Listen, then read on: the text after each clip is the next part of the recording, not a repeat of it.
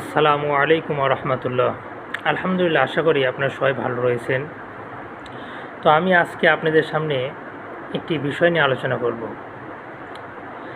তো আমি আগেই বলে রাখি যে আমি কওমি মাদ্রাসায় বিগত 13 বছর ধরে লেখাপড়া করে আসতেছি।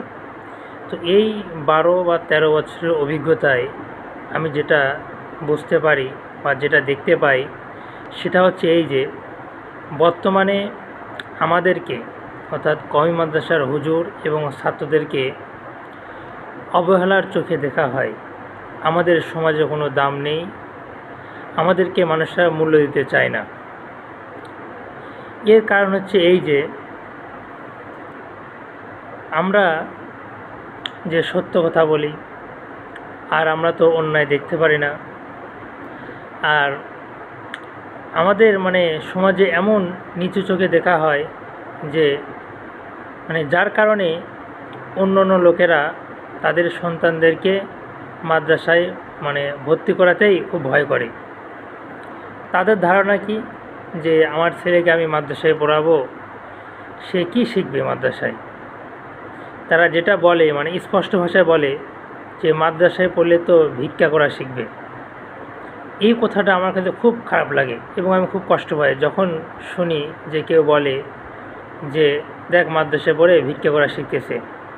তো ভাই, আসুন আমরা একটু এই বিষয়ে কথা বলি। দেখেন, এই যে আপনারা যে আমাদেরকে বলেন যে আমরা মাদ্রাসায় পড়ে ভিক্ষা করা শিখি, আসলে এই ভিক্ষাটা কাকে বলে?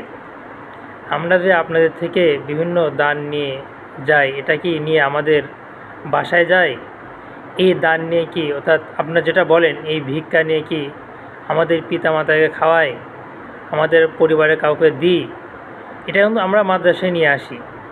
মাদ্রাসায় নিয়ে আসার পর কী হয়, মাদ্রাসার যে সমস্ত ফান্ড রয়েছে, খাবারের ফান্ড বা উন্নয়নের যে সমস্ত বিষয় রয়েছে, এগুলোর কাজে ব্যবহার করা হয়। তো এখন আপনারা বলতেছেন যে মাদ্রাসায় পড়ে কি হবে, ছেলেরা শুধু ভিক্ষা করা শিখবে, তো তাদের তো ভবিষ্যৎ নষ্ট হবে। যে এই যে আজকে আমরা মাদ্রাসায় লেখাপড়া করে যে আমরা আপনাদের সামনে আপনাদের কাছে সাহায্য চাচ্ছি, যেটাকে আপনারা ভিক্ষা করা বলেন, এটার জন্য পরিপূর্ণ দায়ী আপনারা। কেন? আজকে আপনাদের কারণে আমাদের অবস্থা। যদি আপনারা সবাই আমাদের সাথে সঙ্গ দিতেন, আমাদের সাথে একমত হতেন, তাহলে অবশ্যই বাংলাদেশের সরকার আমাদের দিকে বা আমাদের কওমি মাদ্রাসার যে অর্থের প্রয়োজন হয় তিনি অবশ্যই দিতেন। কিন্তু আপনারা আমাদেরকে তো সাপোর্ট করেন না, বরং আমাদেরকে নিচু চোখে দেখেন। এই জন্য আজকে আমাদের এভাবে চলতে হয়। এই যে মাদ্রাসায় যে আমরা লেখাপড়া করি, এই লেখাপড়াটি খারাপ। দেখেন, আপনারা যারা লেখাপড়া করে অনেক উঁচু পদে চাকরি করেন, কেউ শিক্ষক হন, কেউ ইঞ্জিনিয়ার বা কেউ বিভিন্ন উঁচু পদে চাকরি করেন। তো